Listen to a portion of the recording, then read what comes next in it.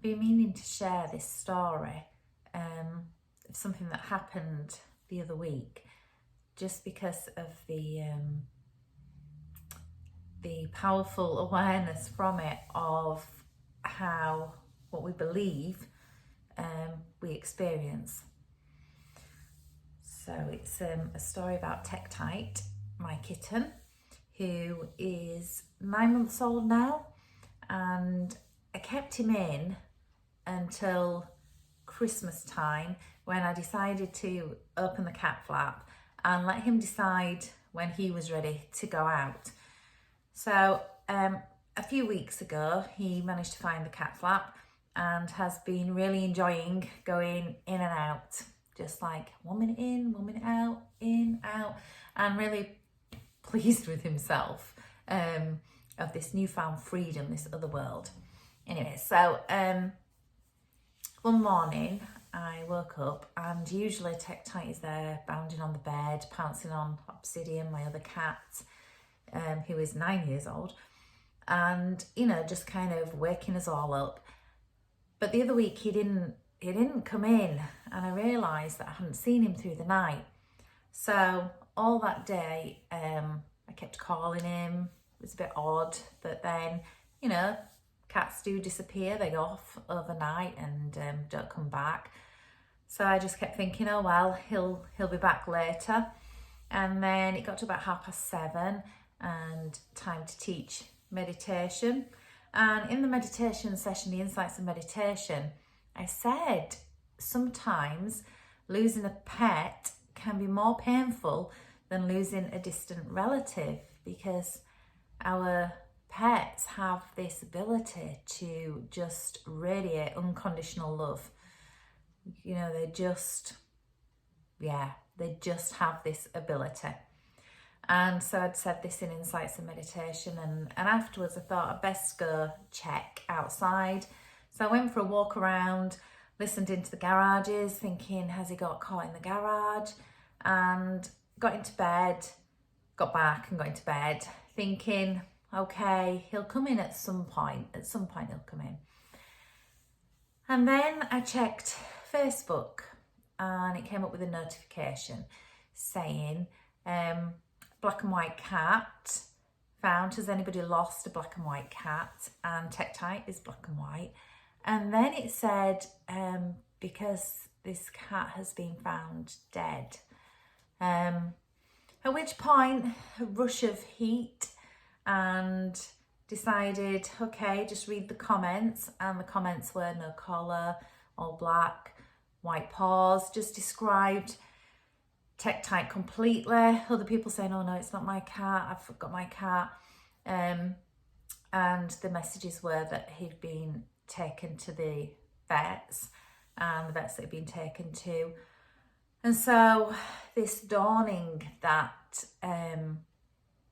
that Tektite was gone, that he'd been knocked over, and that I'd only had this short space of time with him. And then obviously the tears came, and I explained to Obsidian that Tektite was gone, and better to have loved and lost than never to have loved at all, and understanding the humanness of the grief of separation, of losing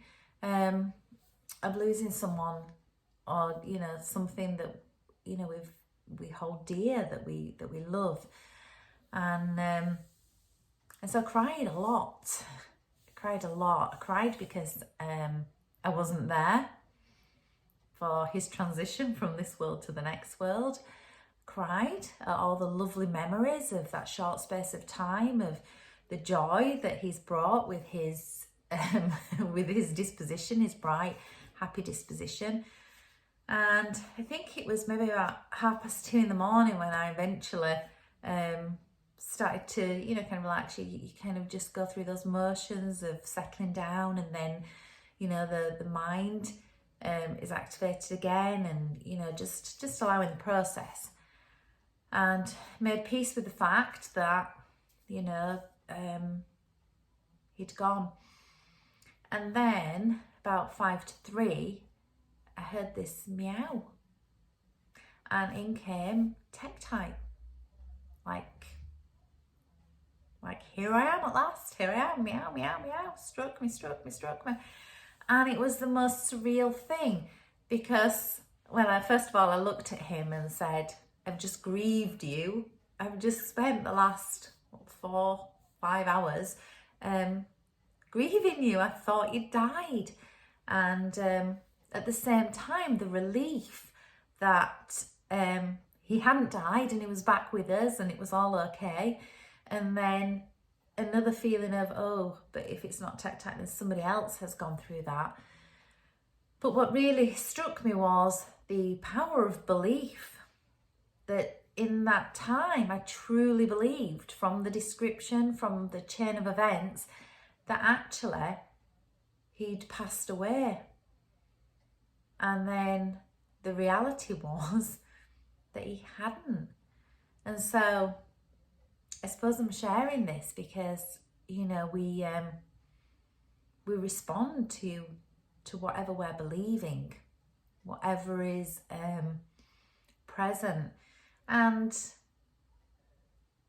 you know, that's not always, it's not always the case, but it was really stark, the difference between how my body and how I was responding at the idea, the thought, the belief, the absolute belief that Tektite had died, and then the complete entire shift of relief and joy and happiness that there he was, all good and well.